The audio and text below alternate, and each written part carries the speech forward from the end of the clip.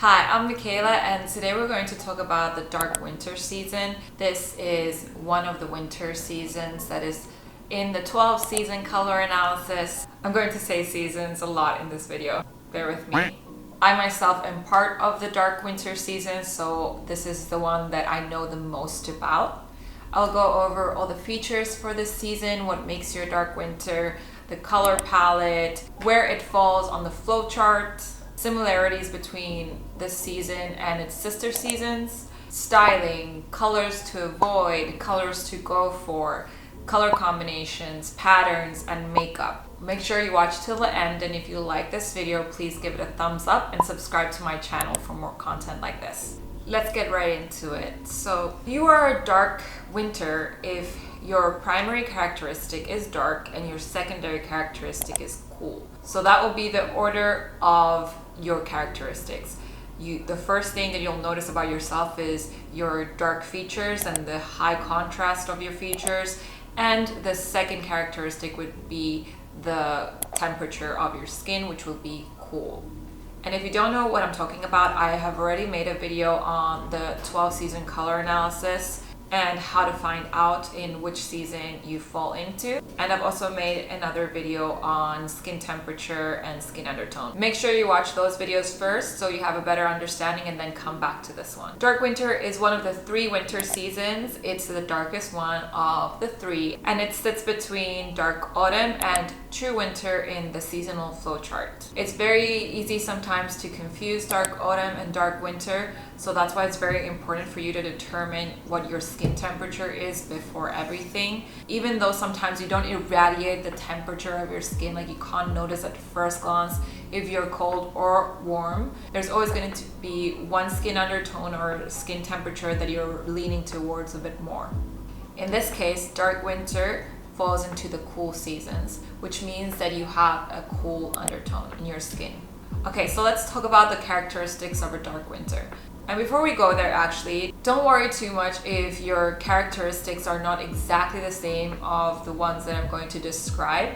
And there's a lot of people who might still fall into the season and not fit or fall perfectly in with every single characteristic. Don't worry too much about it. You may still fall into this season if your overall appearance matches this color profile. Okay, so let's start with the eyes. Dark winter eyes are, of course, dark. It's no surprise that the most common eye colors are dark brown and black. Very dark olive, dark hazel, and even a very deep cool blue are also possible. Moving on to skin. The skin is either neutral or neutral cool, meaning both gold and silver look good against it, but silver looks better. Dark winter skin has the biggest range of skin colors, ranging from fair to deep. Dark winter hair is also dark, ranging from medium brown over dark brown to black. The color tends to be either neutral or slightly ashy. It generally doesn't have any highlights and also doesn't develop any when exposed to sunlight. Contrast. This is one of the most defining features of a dark season. Any dark season will have high contrast. A dark value can be achieved in 2 ways. 1, all dark features, or 2, dark hair and eyes paired with light skin.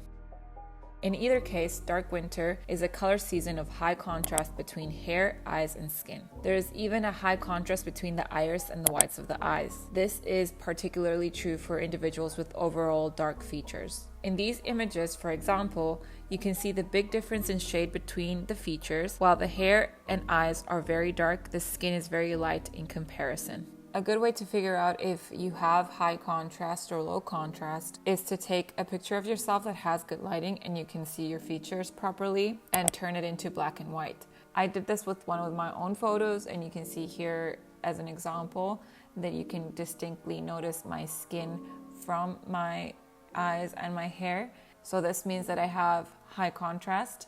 And here's an example of somebody that has low contrast. So you see how the hair, eyes, eyebrows, they all are in the same shades of gray. Dark winters can easily be mistaken for dark autumns since both are dark seasons and look similar. Both have dark as their primary color aspect. The distinguishing feature between them is their secondary aspect. While dark winter is cool, dark autumn is warm. Dark winter has cooler undertones and higher contrast between skin, hair, and the whites of the eyes. Because of their brilliant appearance, dark winters can handle more color and more contrast than dark autumn. Okay, here I'm doing a little bit of virtual draping just to give you an example of the difference between dark autumn and dark winter. Halsey here that we have as dark winter, we're putting a dark and warm color blue on the left and a dark and cool color blue on the right. And as you can see, the dark and cool color blue looks better on her than the warm one. Here we're doing the same with a dark autumn, and in this case the dark and warmer green looks better than the dark and cool green. This season's color palette is dark and intense. Dark winter sits on the autumn end of the winter family. However, it needs the frosty influence of winter rather than autumn's rich, earthy tones. Dark winter's color palette is dark, neutral, cool, and somewhat bright to match the natural intensity of the season's natural coloring. The color palette includes highly saturated, highly contrasted, and relatively bright colors. Though quite broad, the palette heavily features pinks, reds, and purples, as well as blues. The high contrast between the colors is required to replicate the natural contrast level of a dark winter. On the 3 dimensions of color, dark winter has the following settings. The hue colors lean towards the cool end of the scale but are not extremely cool. This means they contain more blue than yellow. So even if you choose yellow and you want to wear yellow, you should choose only the cooler shades that have a tint of blue. You will also not find many shades of yellow-based colors, but instead more shades of blue and gray, which are naturally cool. Typical for winter colors, the palette is slightly higher in chroma, meaning the colors are somewhat saturated and bright. However, they are dark rather than very bright. Since black is part of the winter palette, you can use it as a dark neutral. And if you have light skin with high contrast against your hair and eyes, you can even pull off an all black look. If your skin is darker, you may notice that an all black outfit seems to diminish you. In that case, use black more sparingly. You can also choose dark blues and dark greens as dark neutral. True white is also part of the dark winter palette, but always pair it with a darker color to achieve high contrast. You also have light beiges and grays on your palette, which you can use as light neutrals. My personal favorites for this season is dark blue and dark navy, midnight blue, emerald green, this somewhat brighter and lighter green here that I'm showing you in these pictures. Although you have to be careful with greens like this that they are not too yellow. This means that they're more on the cooler side of greens in the color palette and not warm. When it comes to color combinations, technically you can combine any of the colors on the dark winter palette with each other, but certain combinations will look much better than others. Those are the combinations that repeat the contrast level naturally present in your appearance. Dark winter's natural appearance is highly contrasting, therefore the best color combinations for your outfits are similarly contrasting. Value contrast combined with hue contrast is especially flattering on you. To achieve this, pair light neutral in one hue with a different dark accent hue, such as a light gray with a dark purple. This combination has not only value contrast, light and dark, but also has hue contrast, gray and purple. You can also combine a darker neutral with a brighter accent color, such as a dark green with a bright pink. An all dark look also works for you, but your best combinations will have high contrast. An all light look, though, will not be flattering since your natural coloring is dark. Another thing to bear in mind is that even though your natural color contrast is high, it is not as extreme as that of bright winter. So pairing colors that sit opposite each other on the color wheel, such as yellow and purple, may look overpowering on you. Instead, always pair a neutral with an accent color. Okay, so these would be the colors to avoid. Since dark winter's main color aspects are depth and coolness, your worst colors are light and warm. Very warm, earthy colors such as golden oranges and brown will make you look unhealthy. Warmer pastel colors may also make you look off, so stick with the icy light colors on your palette. Also, desaturated toned down colors such as dusty yellows will clash with your naturally bright appearance. Okay, moving on to metals and accessories. Since dark winter colors are neutral cool, gold may also work for you. However, your best metals are cool, like silver and pewter and white gold. If you do want to wear gold though, opt for a dark one that is not too yellow. Metals can either be shiny or matte, as the difference is not as apparent on a dark winter. Ruby is an ideal stone for dark winter. Saturated violet stones are also great, as is emerald. Emerald is one of my favorites. One of the best choices is sapphire because of its deep, cold, and rich coloring. Okay, so let's move on to makeup. Dark winter makeup colors are taken from the same color palette that is used for clothing. Okay, this next thing is probably gonna surprise you and change your life if you're a dark winter. I know that it changed mine. As a cool color family, bronzer looks unnatural on winters. And even though dark winter flows from the most bronzy season, autumn, this isn't a makeup product that will improve your appearance.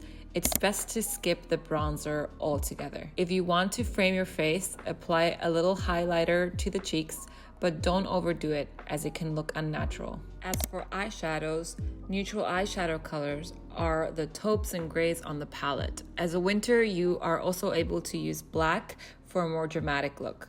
For highlight and accent eyeshadow colors, opt for the purples, blues, and greens on your palette. Grayish greens works well, and dark purples work especially well on brown eyes. Avoid completely matte finishes and opt instead for a slight shine, but keep off the glitter. Mascara. As a winter, you can comfortably wear black mascara. This color would be too harsh on any other color family, but winters can handle it easily. Another option is a cool dark gray. Eyeliner colors are similar to mascara with the addition of blues, greens, and purples. Helpful tip, choose an eyeliner in a color similar to your eyes to bring them out. Blush and lip colors come from the pink, red, and purple areas of the dark winter color palette. The right blush color for you will depend on how dark your skin tone is. If your skin is lighter, opt for the lighter pinks. Darker skin tones will look nice in the darker reds. Some trial and error might be required here to find your perfect shade. Blusher is not the most interesting makeup product for a dark winter, so make sure not to overdo it. And onto my favorite part of makeup for dark winter is lipstick. Lipstick is the most exciting dark winter makeup product. This season can get away with deeply intense colors that would make other seasons look like vampires. But dark winters generally look best when they let their lips take center stage in deep red or purple shades. Even if you want to create a natural makeup look, avoid a nude skin-colored lip. This would simply look strange on your otherwise intense appearance. So here I have some examples with Kendall. So you see the picture to the left, she looks a little bit more washed out, and although she still looks pretty and beautiful, she's a beautiful girl. On the right, she looks much better, and that makeup look looks much better because it complements her darkness and the contrast that she has in her natural features. This color lipstick that she's wearing right there, that pink, that dark pink, that is a good nude alternative if you really want like a more natural nude color. Here in this next picture, you can see even though she's wearing the colors that a dark winter would wear on the left side, there's something off about it. And in the right picture, she looks way more harmonious and balanced. Again, these examples would be a great alternative to a nude lipstick. A darker pink or purplish color is better and will look better on a dark winter. When it comes to makeup looks, dark winter makeup is at best when it's dark and intense. A natural makeup look is one that will mimic the characteristics of your natural appearance. For a dark winter, this means depth and intensity. What is required here is a bold lip. On a dark winter, such a lip does not appear overdone or dramatic. It's what harmonizes with them naturally. So don't be afraid and make your lips take center stage with a deeper lipstick. How deep you can go in your natural look will depend on how deep you are naturally. If you are on the lighter side of the dark winter spectrum, stick with the lighter lipstick shades. If you're on the darker end, reach for the deeper shades. Since your lips are the main focus, be sure to keep your eye makeup to a minimum. Dark winter is not made for playing with different colors within the same look. A taupe eyeshadow and some black mascara will keep your eyes intense and your lips in focus. Since dark winter is naturally intense, keep your makeup colors to a minimum of 1 or 2 colors per look. Since your makeup colors are also quite bright, too many different colors colors could leave you looking like a circus clown. Okay, so that is that for this video, and I hope that you enjoyed it and it was useful. If you have any questions, just leave them in the comments below. I will try my best to respond as thoroughly as possible to every comment. If you like this content, please subscribe and give this video a thumbs up. It really helps and it motivates me to create and upload more of these videos. Well, thank you for watching until the end. See you next time.